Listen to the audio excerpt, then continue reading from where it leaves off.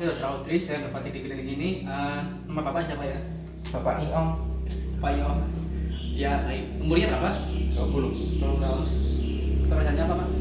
Saya wira swasta. Ini tinggalnya di mana? Saya di Jonrojo. Baik. Keluhannya apa, Pak ya? Telinga saya yang kiri itu sakit tuh. Sejak kira-kira 2 hari yang lalu. Kiri aja. Ya, kiri saja.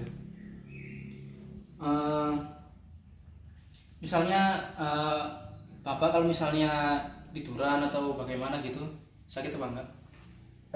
Biasanya hilang timbul tapi nggak terpengaruh ke posisinya, dok. Oh, kalau misalnya ditarik gitu sakit apa? Sakit, dok. Dipegang sakit. Iya, sakit. Biasanya kalau dipakai tidur miring kiri gitu sakit. Soalnya ketindih kepala itu terasa sakit. Ya, nanti saya cek ya. Iya. Kemudian nyerinya kayak ditusuk-tusuk apa kayak dicengkram-cengkram apa berdenyut gitu? Kayak berdenyut gitu, dok. Baik. Udah pernah minum obat apa? Belum pernah. Nggak ada minum obat apa? Nggak ada. Dulu pernah kayak gini apa enggak? Baru pertama ini, dok. Pertama ini. Iya. Keluarganya ada yang menderita keluhan yang sama? Nggak ada, dok. Baik. Apakah Bapak suka minum minuman alkohol ataupun rokok? Enggak, dok. Enggak ya. Baik, setelah ini saya lakukan pemeriksaan, Pak ya. Iya, dok. Saya permisi untuk cuci tangan terlebih dahulu. Iya. Yes. Setelah melakukan cuci tangan, pemeriksa memakai lampu senter. Kemudian sebelum melakukan pemeriksaan kepada pasien, kita menyesuaikan cahaya terlebih dahulu.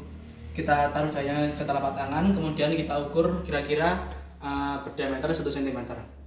Kemudian kita lakukan koreksi terhadap posisi terlebih dahulu.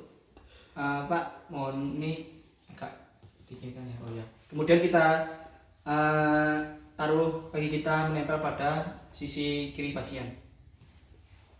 Kemudian kita lakukan inspeksi sekaligus evaluasi pada telinga pasien. Kita lakukan pada telinga kanan terlebih dahulu.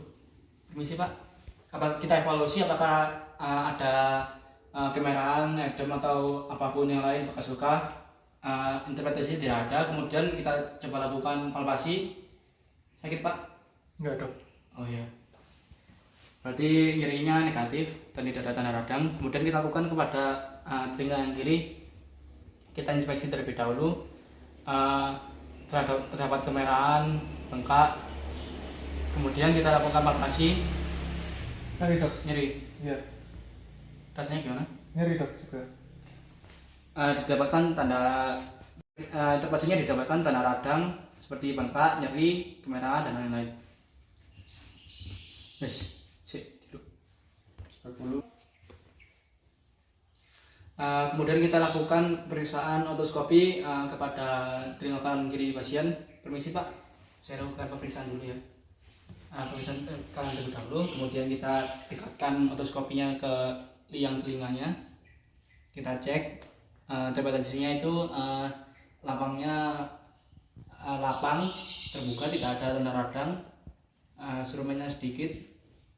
Kemudian kita evaluasi yang telinga bagian kiri.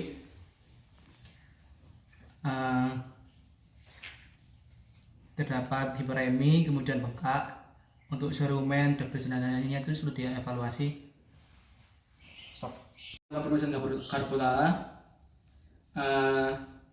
Kita mulai dari pemeriksaan yang terkecil, frekuensi terkecil hingga terbesar. Baik, saya periksa, Pak ya. Gitu. Apakah terdengar? Dengar, dok. Baik. Kemudian kita lakukan dengan hal yang sama dengan telinga kanan. Interpretasinya normal kanan kiri. Pemeriksaan rina, kita tempelkan karbutala kepada di mastoid pasien, kemudian kita bunyikan. Apakah terdengar, Pak? Dengar, dok. Kalau begini apakah terdengar? Dengar. Kemudian kita lakukan hal yang sama pada telinga kanan pasien. Hasilnya pada pemeriksaan Weber, kita lakukan karbutala di bagian dahi tengah pasien. Kemudian kita bunyikan. Apakah kanan kiri terdengar sama atau berbeda Pak?